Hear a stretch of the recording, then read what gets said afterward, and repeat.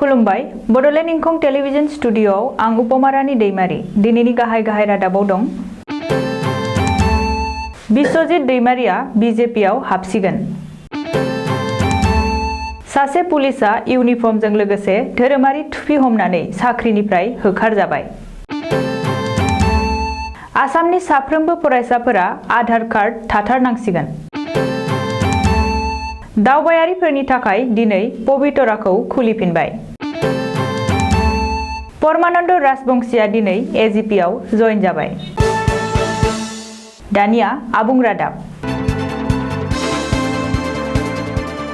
बिपिएफनि गाहाय नेहाथारि आरो तामुलपुरनि एमएलए इमानुएल मोसाहारिजों लोगोसे बिपिएफनि मावफुं आफादगिरि आरो राज्य सभानि सोद्रोमा बिस्वजित दैमारियाबो बिजेपिआव हाबसिगोन।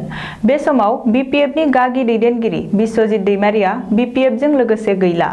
बिस्वजित दैमारिनि जिउ आरो सोलेर गासैबो बिजेपिआवसो दंहैसै। बिस्वजित दैमारिया बिपिएफ नागारना बिजेपिआव जइन खालामनायनि अक्ट'खौ बिजेपिआ थि खालामगोन। एमपि बिस्वजित दैमारियाबो बावैसो साननि गेजेरावनो बिजेपिआव हाबसिगोननि रोखा इसाराखौ होबाय। बबेखानि बिजेपि एजिपि आरो बिपिएफनि एलायन्स महरै राज्य सभायाव देरहालांदोंब्लाबो बिपिएफनिफ्रायनो टिकेट मोनदों। बेनिखायनो सासे सिटिं एमपि महरै हानजा बास्लायनायाव माखासे जेंना जेंगोना थायो। अब्लाबो साननैसोनि गेजेरावनो मोजां खौरां मोनगोन होननानै एमपि बिस्वजित दैमारिया बुंदों। बेजों लोगोसेनो बिथाङा गाहाय मन्त्रि नरेन्द्र मदिनि मावनाय आरो बिथांखिफोरखौ आबुं सापर्ट खालामो होननानैबो बिस्वजित दैमारिया बुंदों। मिथिनो मोननाय बादिब्ला बिस्वजित दैमारिया बिपिएफनि गाहाय हाग्रामा महिलारिजों एना एनि सोलिगासिनो।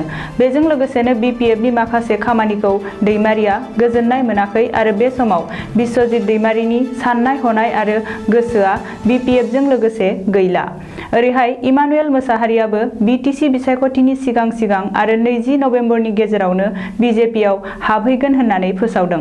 मख'नो गोनांदि समबारखालि उदालगुरि जिल्लायाव मन्त्रि डक्टर हिमन्त बिश्व शर्माया दोलोनि मोनसे बिसायख'थि फोसावदिंनाय मेलाव बाहागो लाफैनानै बिस्वजित दैमारि आरो इमानुएल मोसाहारिजों लोगोसे बिपिएफनि गोबांसा दैदेनगिरिफोरा थाबैनो बिजेपिआव जइन खालामसिगोन होननानै खौरांगिरिफोरनि सिगाङाव फोसावदोंमोन।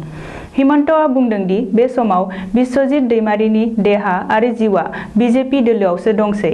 बबेखानि बिस्वजित दैमारिया बे समाव राज्य सभानि सासे सिटिं एमपि। बेनिखायनो बिथाङा बिजेपिआव जइन खालामनायनि अक्ट'खौ थि खालामनांगोन होननानैबो हिमन्त बिश्व शर्माया बुंदोंमोन।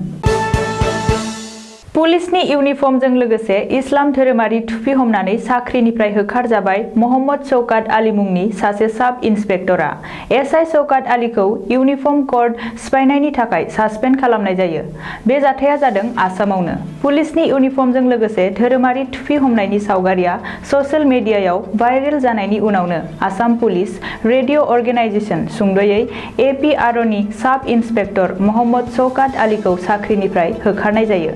बे जाथायनि सायावनो आसाम पुलिसनि एडिजिपि एसएन सिंहआ बुंदोंदि एसआइ शौकात आलीनि बे सावगारिखौ आमिनगावआव साफायनाय जादोंमोन आरो नामाज फरायखांनायनि उनाव शौकात आलीया गावनि थुफिखौ खुना लानो बावदोंमोन।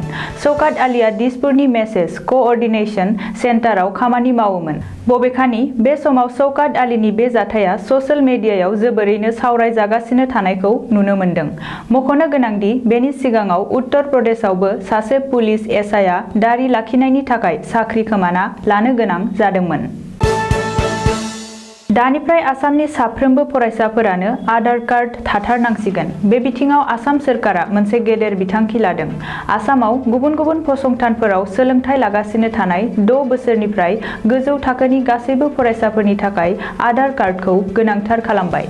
बबेखानि थांनाय समबारखालिनिफ्राय रायजोनि गंफ्रोमबो जिल्लायावनो फरायसाफोरनि थाखाय आधार बानायनायनि हाबाफारियाबो जागायबाय होननानै सुलुङाव मिथिनो मोन्दों। बेनि अनगायैबो साफ्रोमबो फरायसाफोरानो आधार नम्बर होनायनि थांखियै आरो फरायसाफोरनि खाबुनि थाखाय रायजोनि माखासे फरायसालि आरो फरायसालिमाफोराव आधार मिरु फसंनाय जागोन होननानैबो मिथिनो हादों। दावबायारिफोरनि थाखाय दिनैनिफ्राय खुलिफिनबाय पबितरा वाइल्ड लाइफ सेंचुरीखौ। आसामनि आबहावा आरो हाग्रा बिफाननि मन्थ्रि परिमल शुक्ल बैद्यया फिथा हास'नानै दिनै पबितरानि गाहाय गेटखौ बेखेवफिनबाय।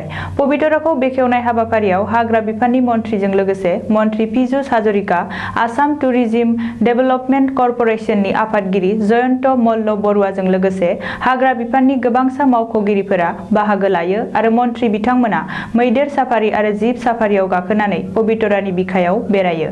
मिथिनो मोननाय बादिब्ला पबितरानि गाहाय गेटखौ खुलिनायजों लोगोसे दिनैनिफ्राय मैदेरनि साफारि आरो जिब साफारिखौबो जागायफिनबाय। बबेखानि गोबावनि उनाव पबितराखौ दिनैसो बेखेवनाय जादोंब्लाबो हादरारि आरो गुबुनारि दावबायारिफोरनि गोसोखौ पबितराया बोनानै लानो हादों।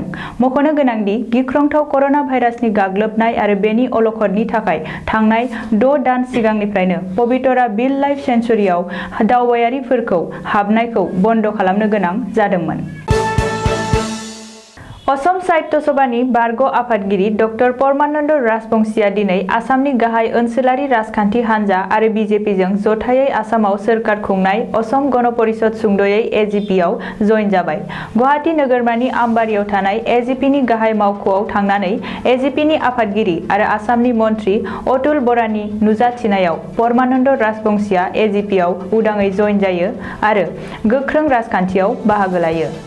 परमानन्द राजबंसीजों लोगोसे गोबांसा सोद्रोमाफोरा एजिपिआव जइन खालामो होननानै मिथिनो हादों। असम साहित्य सभानि बारग' आफादगिरि परमानन्द राजबंसीया दिनै एजिपिआव जइन जानाय हाबाफारियाव एजिपिनि आफादगिरि अतुल बराजों लोगोसे मावफुं आफादगिरि मन्थ्रि केशव महन्त आरो दोलोनि गोबांसा दैदेनगिरिफोरा बाहागो लायो। दानिया बोथोरनि खौरां। गाबोन बुधबार खालिनि बड'लेण्डनि बोथोर। भारतनि बोथोर बिगियानख'नि सुलुं बादियै गाबोन बुधबार 11 नबेम्बर खालि बड'लेण्ड हालामनि अख्राङाव दोमैलुनाय, सान्दुं दुंनाय आरो अखा हानायनि जाथावना दं। बड'लेण्डनि आवथायाव थानाय मोनब्रै जिल्लानि बोथोरनि गाबोननि सुलुंफोरखौ फारियै खोन्थालांनो लानाय जाबाय। क'क्राझार जिल्ला। गाबोन क'क्राझार जिल्लायाव बोथोरा 31 डिग्री सेल्सियास जागोन। चिरां जिल्ला। गाबोन चिरां जिल्लायाव बोथोरा 31 डिग्री सेल्सियास जागोन। बाक्सा जिल्ला। गाबोन बाक्सा जिल्लायाव बोथोरा 31 डिग्री सेल्सियास जागोन। उदालगुरि जिल्ला। गाबोन उदालगुरि जिल्लायाव बोथोरा 31 डिग्री सेल्सियास जागोन। दिनैनि रादाबा एसेनोसै। गोजोन्थों।